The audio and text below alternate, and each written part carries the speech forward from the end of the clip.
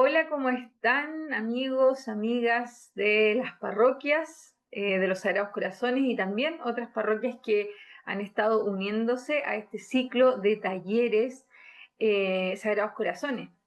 Hoy día estamos con un taller especial, digo especial porque está centrado, el tema son los rasgos de la espiritualidad de los Sagrados Corazones. Y por eso hoy día tenemos también a un invitado especial, que ahí ya lo pueden ver ustedes. Él es el hermano Cristian Sandoval, hermano de los Sagrados Corazones. Él es sacerdote, ¿cierto? Presbítero, ya hace 26 años, pero como hermano, que es un poquito más larga la formación, lleva 31 años, por lo que me contaba. Es además maestro de novicios hace 4 años y también es profesor de filosofía. Así que hoy día va a poner todos sus dones ahí de pedagogo para poder enseñarnos este tema tan interesante. Y por último, decir que él está en Argentina, desde allá grabando. Él está en la parroquia San José de Libertad, en Buenos Aires. Así que, Cristian, te damos la bienvenida. De verdad, es una alegría estar contigo y queremos hoy día aprender mucho sobre la espiritualidad de los Sagrados Corazones. Así que te doy la palabra. Eso. ¿Cómo están todos y todas? Aquí en Argentina estamos en septiembre, que es uno de los meses más bonitos de Argentina, porque no hace ni tanto frío ni tanto calor. Tenemos un sol despejado y está muy bonito todo naciendo de nuevo. Así que es una buena oportunidad para hablar del amor del Señor. Les quiero presentar algunos rasgos de la espiritualidad de los Sagrados Corazones de Jesús y de María. Em, Van a ser dos partes. Primero una parte histórica, un pequeño acercamiento histórico, y después algunos elementos que tienen que ver con el primer capítulo de nuestras constituciones. ¿M? Y a partir de ahí los invito a que sigan ustedes profundizando. Nosotros cada vez hemos ido editando ciertos materiales, videos que nos pueden ir ayudando a descubrir qué es esto que llamamos la espiritualidad de los Sagrados Corazones de Jesús y de María. Así que vamos por allá. Vamos avanzando, ¿se ve? Ya. Primero, como digo, una cosa más histórica. Eh, Nuestra congregación, ¿cierto?, nace en torno al marco de la Revolución Francesa, esto a fines del siglo XVII, XVIII. Fin del siglo XVIII, ocurre la Gran Revolución Francesa, por supuesto en Francia, y más allá de lo que significó para la cultura occidental, lo que más nos tiene que ver con nosotros es lo que sucede como en la sociedad. Es una sociedad injusta, una sociedad abusiva, en la cual sucede una gran revolución y lamentablemente ocurre el terror. Hay persecución y muerte de sacerdotes, de religiosos. Es un momento en que la fe se ve atacada. En ese ambiente, nuestro fundador, el padre Kudran, se ordena sacerdote. ¿Mm? Eh, Él se libra de la cárcel también, eh, y ahí se encuentra con nuestra fundadora, la hermana Enriqueta Emé. ¿Mm? En el año 1800, una vez amainado los vientos del terror, en la Navidad del 1800, nuestros fundadores hacen sus primeros votos y ocurre lo que nosotros llamamos la fundación de nuestra congregación. Entonces estamos en ese contexto de la Revolución Francesa. Nuestra buena madre, nuestros fundadores son, como ya saben algunos, Enriqueta Emé y el padre José María Cudrán. Ambos viven en esa situación de la revolución entre los siglos XVIII y siglo XIX. Eh, la madre Enriqueta, Henriette, es de una personalidad fuerte, sensible, una mujer de acción. Es una mujer bien interesante porque tiene cositas adelantadas a su época, es de una gran libertad de espíritu y sobre todo de una certeza del amor de Dios que la lleva también a acompañar de una manera muy profunda y muy espiritual a José María Cudrán, que era más bien un hombre de acción. ¿Mm? Un sacerdote que en medio de toda esa revuelta de la Revolución Francesa tomó decisiones en las cuales arriesgó su vida, pero sobre todo pensó siempre en acompañar a los que más sufrían en ese momento. Un poco de historia. Como ustedes saben, 14 de julio se celebra o se recuerda la toma de la Bastilla, famosa toma de la Bastilla, que es una fecha simbólica que resume un poco todo lo que sucedió durante la Revolución Francesa. ¿Mm? Se toma la Bastilla, que era una cárcel en la que se supone que habían presos políticos, aunque algunos dicen que habían dos borrachos nomás adentro, pero era un lugar simbólico.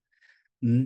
Eh, en agosto también de ese año la Asamblea Nacional abole, decreta la abolición de los privilegios de la nobleza y el clero, se declara la Declaración de Derechos del Hombre y del Ciudadano, y eso se transforma después en una persecución a la iglesia, que en ese momento la iglesia más jerárquica estaba más bien alineada con los grandes poderes de la época.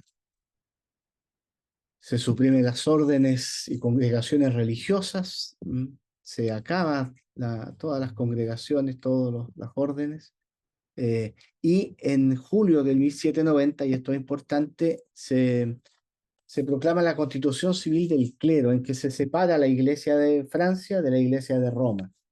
Y eso es muy importante porque muchos sacerdotes firman esta Constitución Civil del Clero, lo que en la práctica era un cisma con la Iglesia de Roma, era un acto de rebeldía contra Roma, y va a cumplir un rol bien importante en la vida del buen padre. ¿Mm?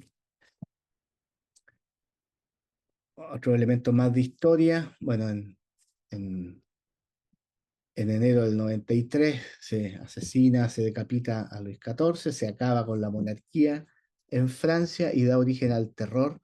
Durante 2 años fue una cosa tremenda que se ejecutaron en torno a 35.000, 40.000 personas, personas del clero, de trabajadores, personas de la nobleza, y todo aquel sospechoso por ir en contra de la revolución. Incluso muchos revolucionarios de la primera hora murieron también bajo la guillotina famosa que les cortaba la cabeza. ¿Han visto ustedes películas y cosas así?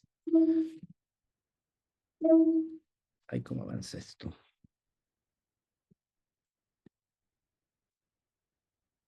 Todo esto terminó, todo este tiempo del terror terminó cuando Napoleón instala el consulado. Eh, Napoleón, que era un general del ejército, se toma el poder y establece un régimen autoritario que de alguna manera salva a la República de una restauración monárquica. Era tal el caos que todos pensaban que iban a volver los reyes, pero Napoleón toma el poder y establece una dictadura en la práctica, que con eso termina todo este tiempo más convulsionado de la Revolución Francesa, justo en 1799. Y viene un tiempo más de calma para la sociedad francesa de la época, pero también con muchas restricciones. Entonces, el primer tiempo de nuestra congregación se vive en la clandestinidad. Ya vamos a ver algo de eso. Bueno, durante estos años, 1798, 89, perdón, y el 1800, años tan convulsos, se fraguaba ahí silenciosamente la congregación de los Sagrados Corazones en el centro de Francia, en la zona del Poitiers. Veamos algo del Buen Padre. El Buen Padre nació en 1768, en un pequeño pueblo cercano a la ciudad de Poitiers. Poitiers está, podríamos decir, en el centro occidental de Francia, es una zona rural que fue muy importante porque ahí fue una gran batalla que detuvo a los musulmanes que habían conquistado España y que querían entrar a Europa. Ahí se detuvo. Em, Él venía de una familia campesina, una familia sencilla, una profunda fe cristiana, y muy rápidamente el joven Pedro Cudrán empezó sus estudios eclesiásticos para ser sacerdote. Eh, a los 13 años inicia su preparación, o a los 17 llega a Poitiers a la universidad para estudiar filosofía, y a fines del 87 entra al seminario, y tenía 19 años, un hombre muy joven. Y el año 1792 se ordena sacerdote, en marzo de 1792. Y eso fue muy interesante, él tenía 24 años, era un jovencito. Y tuvo que ordenarse clandestinamente. En el año 92 estábamos en plena revolución, en plena persecución a la iglesia, y ahí él se consiguió un obispo que lo ordenara. Se ordenó en una biblioteca, en un lugar cerrado, no fue la gran fiesta como acostumbramos nosotros en las ordenaciones, sino que fue clandestinamente por el temor a ser descubierto, denunciado y poder ser ejecutado incluso. Una vez que se ordenó, volvió a su pueblo y por eso hago la relación con esta constitución civil del clero, porque una vez ordenado él tenía que jurar esta constitución, es decir, separarse de Roma. Y en su primera misa, al terminar la misa, él declara, dice algo así como, ni yo ni mi familia vamos a firmar esta constitución. Eso significaba que él se ponía en contra de la revolución y por lo tanto se transformaba en un delincuente casi. Entonces tuvo que pasar a la clandestinidad. Y entre mayo y octubre estuvo escondido en este granero que se ve ahí en la fotografía, que es un segundo piso de un pequeño edificio, una pequeña casa. Em, Como ven, es un lugar muy encerrado, muy pequeñito, y ahí él estuvo varios meses encerrado. Siempre que contamos esto, yo me digo, imagínense el olorcito de ese lugar. Él estaba escondido todo el día y en la noche bajaba a comer algo y a estirar un poco las piernas, porque en ese lugar mide en torno a 1,20 m, o sea, no podía estar de pie. Él cuenta que todas las noches él celebraba la Eucaristía ahí en ese lugar, y decía, seguramente quedaban pedacitos de la hostia consagrada en el corporal, entonces aprovechaba ahí de hacer adoración. Entonces fue un tiempo en que estuvo escondido, pero a la vez fue un tiempo de prueba espiritual bien interesante para ir formando su carácter, que en algún momento llevó a salir del granero y a arriesgar la vida en el servicio de su ministerio. En octubre de ese año, él cuenta que tuvo una visión de un grupo innumerable de hombres y mujeres vestidos de blanco que se repartían por todo el mundo para anunciar el Evangelio. Eso es lo que él cuenta. Una visión, un sueño, quién sabe, pero se le apareció esa imagen. Eh, y ahí se dio cuenta de que no podía seguir encerrado. Entonces, en octubre del 92, abandonó el granero. Cuenta él que saliendo de ahí encontró una encina, un árbol muy hermoso. Seguramente no es ese, hasta ahora no se ha encontrado cuál es. eh, y ahí se entregó a la muerte, se entregó al Señor finalmente. Dice él, me había ordenado sacerdote con la intención de sufrirlo todo, de sacrificarme por Dios y de morir a su servicio. Y eso hizo que dejara el encierro y partiera a la ciudad más cercana, que era la ciudad de Poitiers. Y ahí comenzó él un servicio clandestino. ¿Mm? Acompañaba a los enfermos, eh, visitaba a la familia, celebraba la Eucaristía en la clandestinidad. Cuenta ahí la historia que estuvieron a punto de detenerlo mientras visitaba un hospital y para esconderse se metió en la cama de un vagabundo que había fallecido recién, eh, y de él tomó el apodo de Andatierra, se le traduce como Andatierra. Algo así como Patiperro en Chile, sería como todo. Y él hacía que, eso hizo que visitara muchos lugares disfrazado de soldado, disfrazado de mendigo. En el 94 él conoció a Enriqueta Aimé, que ella era miembro de la Asociación del Sagrado Corazón en Poitiers, que era un grupo de mujeres laicas que se dedicaban a la oración, también en la clandestinidad. ¿Mm? Algo diremos después de la madre Enriqueta. Ahí conoció a la buena madre y se transformó en su director espiritual. Muy pronto se dieron cuenta de que ellos tenían sueños muy similares, eh, y que de alguna manera se entendían muy profundamente en lo que, en querer responder a la situación de la época. Eh, ese año 99, por primera vez se dieron cuenta de que el camino que tenían que seguir era fundar una congregación y se pusieron a ello. Entonces encontraron algunos discípulos y en 1800 ambos fundadores hicieron sus votos definitivos y lo hicieron el 24 de diciembre. Ahí en ese momento el buen padre Pedro cambió su nombre por José María en honor a San José y a la Virgen María. Esa foto que ven ahí es de la primera casa en Poitiers, que es interesante, es una casa, bueno, que está en pie todavía, era un poco más pequeña en esa época, y esa casa la buena madre la compró con el dinero de su herencia. De algún modo puso todo su patrimonio, toda su vida al servicio de nuestra congregación. Algo de la buena madre, no lo puse por acá, pero la buena madre, ella era una mujer de una baja nobleza de Poitiers, era una mujer noble, tenía cierta fortuna su familia, era una mujer de sociedad, dicen que tocaba el piano muy bien, cantaba, era una típica señorita que fue educada para seguir las costumbres de la época, tener un buen matrimonio con algún noble y seguir una vida más bien vacía. Em, Ella fue tomada presa en algún momento por esconder a un sacerdote y pasó también varios meses en prisión. Algo así como el tiempo en que el buen padre pasó en el granero, ella también lo pasó en prisión. Estuvo también a punto de ser ejecutada. Afortunadamente fue liberada y ahí esa experiencia de la prisión medio que le cambió la vida, como que se dio cuenta de que su vida y el Señor la llamaba a vivir de otra manera, a vivir entregada a Dios. Estos son algunos rasgos pequeños.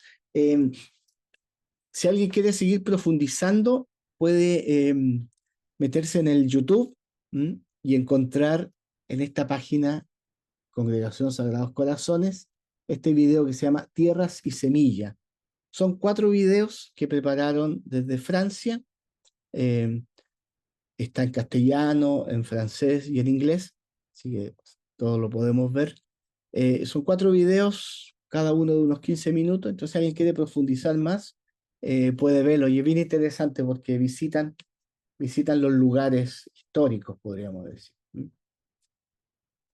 ¿Por qué mirar la historia primero? Yo creo que es bien importante porque nuestra espiritualidad siempre tiene que ser una espiritualidad encarnada.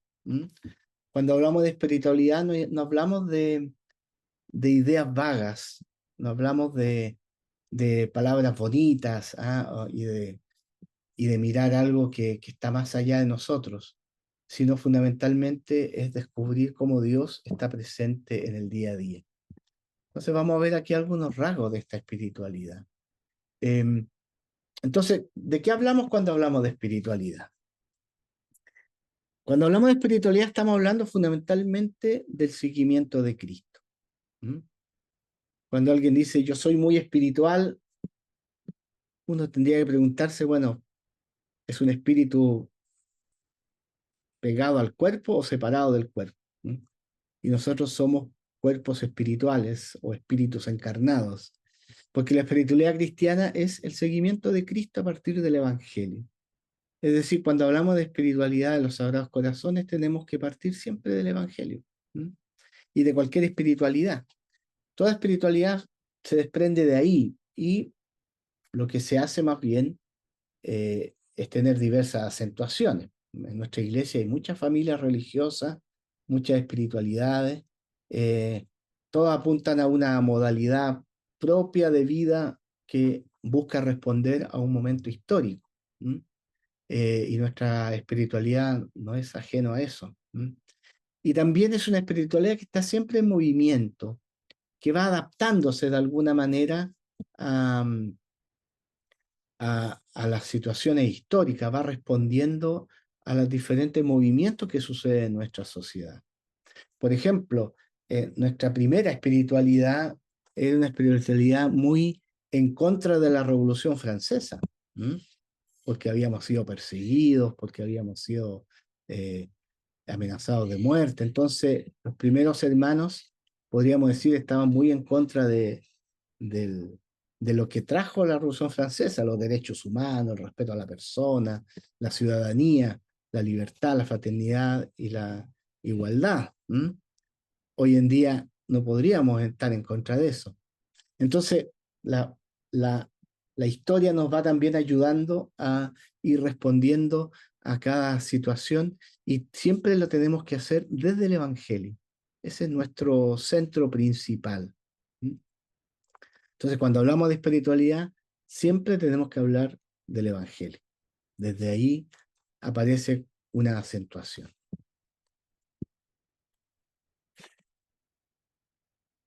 Yo quiero meterme en algunos rasgos de nuestra espiritualidad que están contenidos en este número de nuestras constituciones. ¿M? Las constituciones es un librito, tengo por aquí, este es más grande, sí. Constituciones de los Sagrados Corazones, que son nuestra hoja de ruta, que es como el documento, por un lado, eh, de legislación, pero también de espiritualidad. Ahí nos dice en qué creemos, en qué queremos creer y sobre todo cómo queremos vivir aquello que el Señor nos ha ido mostrando a través de nuestros fundadores. ¿Mm?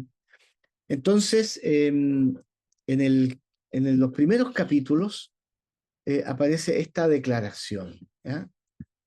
Es el número 2 de nuestras constituciones. Dice, la consagración a los sagrados corazones de Jesús y de María es el fundamento de nuestro instituto. ¿Mm? Eso es lo que el buen padre dijo en un primer momento. En las constituciones originales está escrito de puño y letra de nuestro fundador. La consagración a los sagrados corazones de Jesús y de María es el fundamento de nuestro instituto. Y posteriormente nuestras constituciones dicen, de ahí deriva nuestra misión, contemplar, vivir y anunciar al mundo el amor de Dios encarnado en Jesús. María ha sido asociada de una manera singular a este misterio de Dios hecho hombre y a su obra salvadora. Es lo que se expresa en la unión del corazón de Jesús y el corazón de María. Nuestra consagración nos llama a vivir el dinamismo del amor salvador y nos llena de celo por nuestra misión. ¿Mm? Esta es una especie de compendio, una especie de, yo le llamo un caldo Maggi, ¿eh? Ahí está concentrado todo aquello que queremos vivir. Entonces vamos a ir desglosando de alguna manera algunos de estos elementos.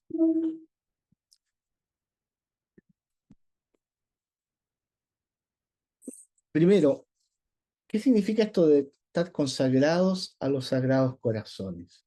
¿Mm? Eh, Nosotros queremos que nuestro seguimiento de Jesús esté puesto en su corazón, que nuestra mirada al Evangelio de Jesús, a lo que queremos vivir, mire siempre su corazón. ¿Mm? Muchos de ustedes ya saben, pero cuando hablamos de corazón, estamos hablando de la totalidad de la persona. ¿Mm? Cuando decimos, hoy esta persona es de buen corazón, estamos hablando que en lo profundo esta persona es alguien bueno. ¿Ah? Ah, o cuando esta canción dice, se me partió el corazón, como que algo profundo en mí se ha roto. Estamos hablando de lo más íntimo que tiene cada uno, y en el caso del corazón de Jesús, estamos hablando de lo más propio y connatural de Jesús, que es su unión con Dios Padre, es su amor misericordioso, es su ternura y su preocupación por la vida de cada uno de los seres humanos, sobre todo los más necesitados. Es la intimidad que vive Jesús con su Padre. ¿Mm? Cuando hablamos del corazón de Jesús, fundamentalmente estamos hablando de todo aquello que Jesús vive y que Jesús vive profundamente y lo expresa también a través de sus actos. Entonces, cuando nosotros queremos mirar, queremos seguir a Jesús desde su corazón, estamos llamados a encontrarnos con Él, Por eso nuestro seguimiento de Jesús tiene que ser profundamente evangélico, profundamente centrado en la vida de Jesús, en las opciones de Jesús que lo llevaron a su muerte y que lo llevaron también a su resurrección. ¿Mm? ¿Por qué? Porque, dice el buen padre, en Jesús lo encontramos todo. ¿Mm? Su vida, su muerte, su pasión. Ahí está todo lo que nosotros queremos vivir. Si queremos decir cómo queremos vivir nuestra fe, tenemos que mirar a Jesús. Y lo hacemos desde esta lógica de descubrir que en el centro de la acción de Jesús está su amor gratuito. ¿Mm? Dice este texto de Juan tan hermoso: Dios amó tanto al mundo que entregó a su Hijo único para que todo el que cree en Él no muera, sino que tenga vida eterna. ¿Mm? Esa es la gran voluntad de Dios, que se expresa en el amor, simplemente en el amor, y en un amor gratuito, en un amor que entrega a su Hijo, un amor que también asume las dificultades de este mundo, asume incluso el propio sufrimiento, pero lo hace por amor. Y ahí está el amor gratuito de Dios. ¿Mm? Nuestras constituciones nos dicen eso, que nosotros queremos contemplar, vivir y anunciar ese amor. Es decir, consagrarse a los Sagrados Corazones es primero mirar el corazón de Jesús, mirar las grandes opciones de Jesús, mirar su vida, mirar dónde Él encontró el sentido de su vida, que en esta unión con su Padre, que lo lleva a entregarse por amor, a cumplir la voluntad de Dios, que es una voluntad de un amor gratuito. Y ahí creo que hay una clave también para todo nuestro actuar. Nuestra relación de amor con el Señor es desde la gratuidad. Nosotros no hemos hecho ningún mérito para que Dios nos ame. Y no tenemos que hacer ningún mérito para que Dios nos ame. Y lo que nosotros tenemos que vivir no es para que Dios nos ame, sino porque Dios nos ama. Porque Él es amor, estamos llamados a anunciar, a vivir y a contemplar ese amor. Vamos a meternos un poquitito en estas tres palabras que son tan importantes y tan sugerentes también para nuestra vida. ¿Qué significa esto de contemplar? Es decir, tenemos que observar a Jesús, tenemos que encontrarnos con Jesús. ¿Mm? Jesús representa el amor hecho carne. Entonces la base fundamental de nuestra vida es este amor incondicional de Dios, porque eso lo encontramos en su Evangelio, lo encontramos al contemplar a Jesús, al mirar su vida. ¿Mm? Y cuando contemplamos a Jesús, no contemplamos ni una imagen, ni una idea, ni un fantasma, sino que contemplamos a Jesús de Nazaret que caminó entre nosotros, que anunció el Evangelio, anunció la buena nueva a los pobres, anunció la liberación a los cautivos. Es a ese Jesús a quien queremos seguir.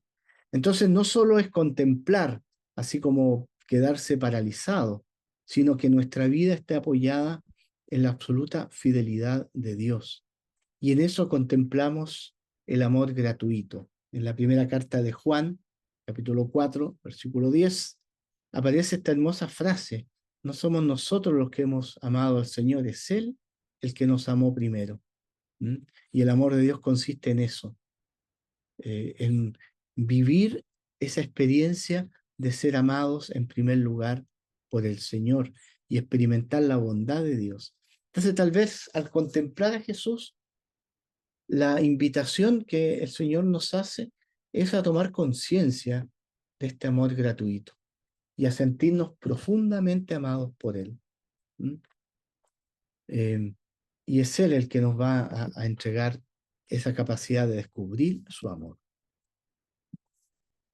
De ahí viene la palabra vivir. Vivir significa asumir este dinamismo del amor salvador de Dios. Es bien interesante esta frase, a mí me gusta mucho, porque el amor salvador de Dios no es una entelequia, no es un amor que anda dando vueltas por ahí, ¿ah? El amor de las teleseries que yo digo, ese amor que no vale nada, que sí, que no, que ninguna de esas, sino un amor salvador, un amor que se entrega. Y eso es un dinamismo, es una fuerza, es algo que penetra en nuestra vida y nos hace hacer que nuestra vida viva de otra manera. Entonces, una vez que el amor ha echado raíces en nosotros, vemos el mundo con ojos diferentes. Ahí puse esta foto tan hermosa del padre Nibilí, otro artista francés, eh, que a él le gustaba mucho pintar esto. Tiene miles de versiones de esta imagen del hijo pródigo, del padre que se inclina para levantar y abrazar a su hijo. Es muy bonito. El padre Nibili decía: yo soy ese hijo pródigo y es Dios el que me abraza. Eh, y cuando uno vive esa experiencia de amor, tiene que inevitablemente vivirla hacia afuera. Este es un don de Dios que nos da la posibilidad de amar con su corazón, de amarnos a nosotros mismos, de amar a la comunidad, de amar a la humanidad y sobre todo de amar a los pobres. Si se fijan, hay un dinamismo que se desarrolla. Este contemplar el amor de Jesús nos lleva también a sentirnos amados y de alguna manera nos invita y casi nos obliga a amar al resto de nuestros hermanos, en especial a los que más sufren.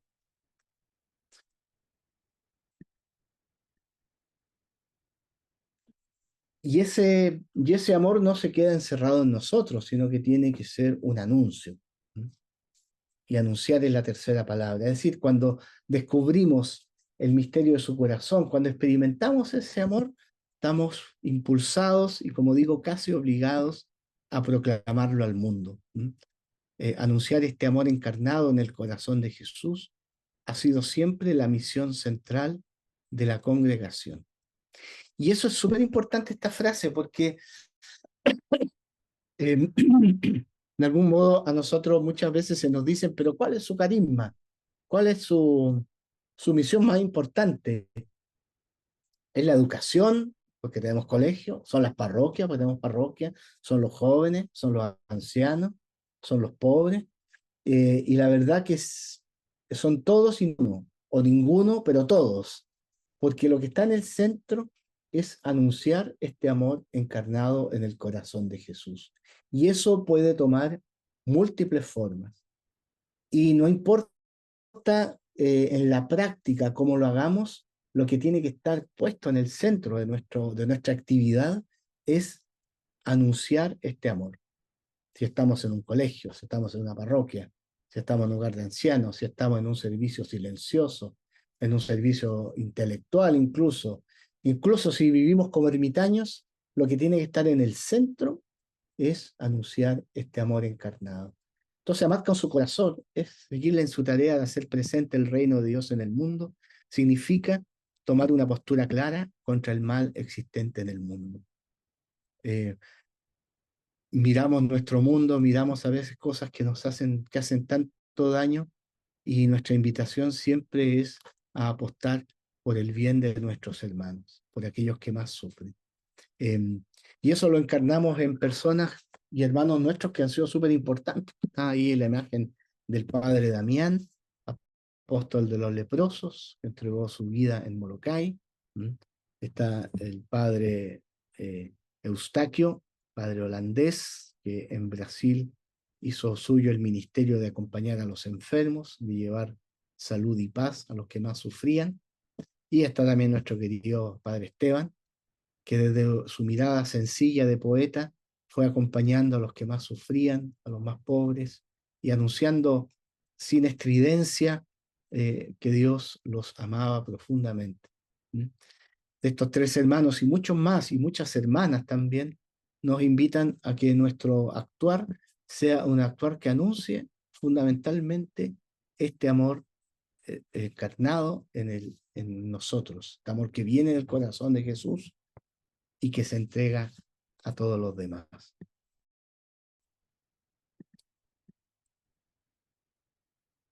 Y en este caminar, María es nuestra compañera de camino.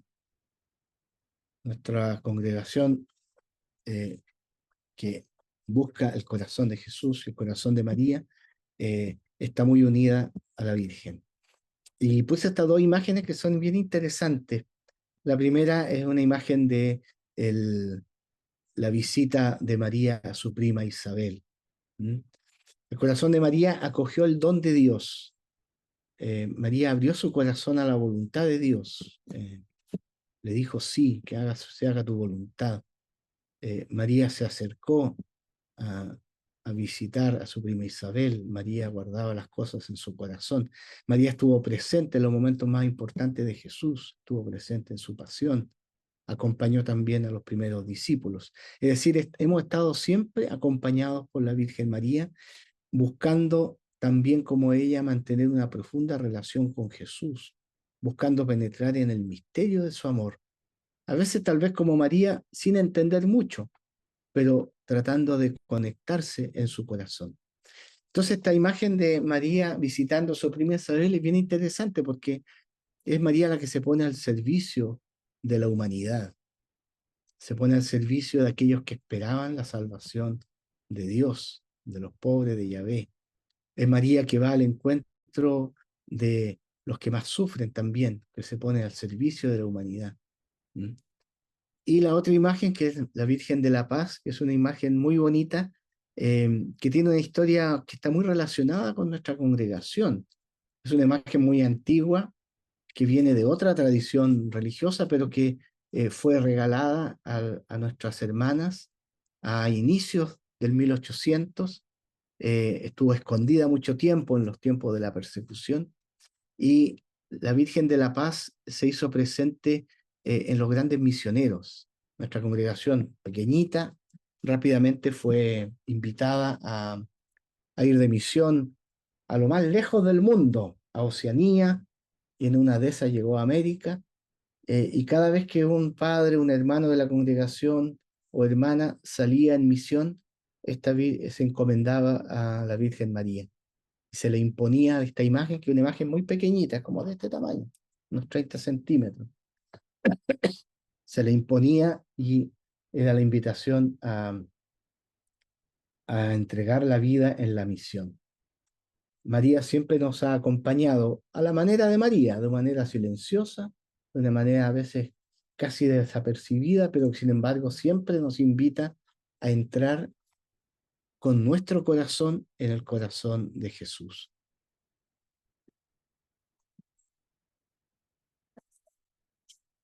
Como digo, esta es una primera aproximación a nuestra espiritualidad. Puede haber sido un poquito rápido, después pueden volver a ver el video. Yo les quiero dejar una tarea para la casa. Eh, la próxima vez que nos encontremos a fines de septiembre, podríamos partir compartiendo esta pregunta. Desde esta espiritualidad de nuestra congregación que la expresamos en estas tres palabras: contemplar, vivir y anunciar, con todo lo que eso significa, con contemplar a Jesús en su evangelio, con buscar vivir la vida de Jesús, vivir sus opciones, y desde ahí anunciar el amor misericordioso de Dios. Preguntémonos cómo nosotros podemos ser agentes pastorales inspirados en esta espiritualidad. Cómo yo, como animador de comunidad, como catequista, como acompañante, como persona que quiere vivir en la comunidad, cómo puedo contemplar, vivir, anunciar. Cómo puedo hacer que mi tarea, que mi servicio a mis hermanos esté atravesado por estas tres palabras. Entonces, dejemos eso como tarea para la casa. Démonos este tiempo para pensarlo. Si alguien quiere anotar algo, en el momento que nos encontremos, podemos partir compartiendo esta pregunta, la respuesta a esta pregunta, y desde ahí tener un diálogo. ¿Mm? Yo los quiero invitar a que también terminemos este video y podamos hacer juntos esta oración, esa oración al corazón de Jesús, una oración compuesta por el padre Pablo Fontaine, que para muchos de nosotros ha sido un hombre tan importante y que nos dejó recién el año pasado, sí, que lo echamos tanto de menos, su presencia, su humor, su profundidad. Hagamos juntos esta oración. Señor Jesús, en cuyo corazón está la plenitud del amor, enséñanos a llevar un corazón redentor como el tuyo, mostrando nuestro amor al Padre en la humilde obediencia a su voluntad, mostrando nuestro amor a los hermanos por la entrega de nuestra vida a su servicio.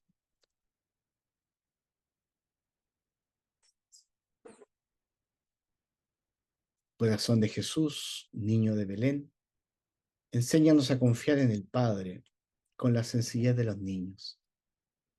Corazón de Jesús, obrero de Nazaret, transforma nuestro corazón cotidiano en una continua adoración reparadora. Corazón de Jesús, predicador de salvación, pon en nuestros labios tu buena nueva para llevar a los hombres un mensaje de esperanza y de aliento. Corazón de Jesús, varón de dolores, haz que cumpliendo en nuestra carne lo que falta a tu pasión, llevemos sobre nosotros el sufrimiento de tu iglesia. Suba hoy la oración de esta comunidad como el incienso en tu presencia. Vayan con ella nuestras penas y alegrías, nuestros proyectos, anhelos y esperanzas. Llevada por la mano de María, llegue pura y sencilla esta oración hasta tu trono. Ella nos dé su docilidad y abandono. Ella nos haga reconocer todo lo grande que nos has dado y nos alegre en nuestra pequeñez y pobreza. Te pedimos que nos bendigas según tu misericordia. Y ya que hemos creído en tu amor, haz que penetremos para siempre en tu corazón. Y reinaremos contigo para gloria del Padre. Amén.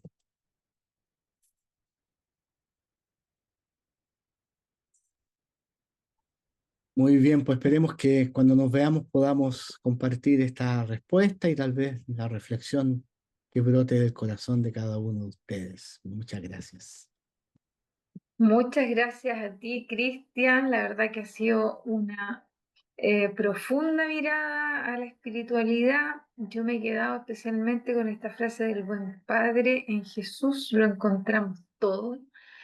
Creo que ahí está como la esencia, ¿no?, de todo lo escuchado, pero harto que aprender, harto que me gustó esto de que partieras con la historia. Creo que es una espiritualidad muy encarnada, como tú decías, no es algo piadoso que anda por las nubes, sino que parte además en un origen bien doloroso de la historia, y eso también tiene su sabiduría, así que mucho, mucho que aprender. Te agradecemos, Cristian, y nos queremos, por supuesto, encontrar contigo el 24, ¿cierto?, de septiembre, Ahí próxima estaremos. semana, después de las fiestas patrias aquí en Chile y en medio de un septiembre precioso, tanto allá como acá, y para que podamos conversar y partir de esta pregunta que tú nos dejas. Está súper buena: cómo vivir, ¿cierto?, como agentes pastorales, esta espiritualidad, cómo hacer la vida. Así que buena invitación, te agradecemos, muy interesante la clase, y nos veremos en un siguiente, Nos vemos. Un en saludo el para todos. siguiente. Sí. Chao, chao a todos, un gusto.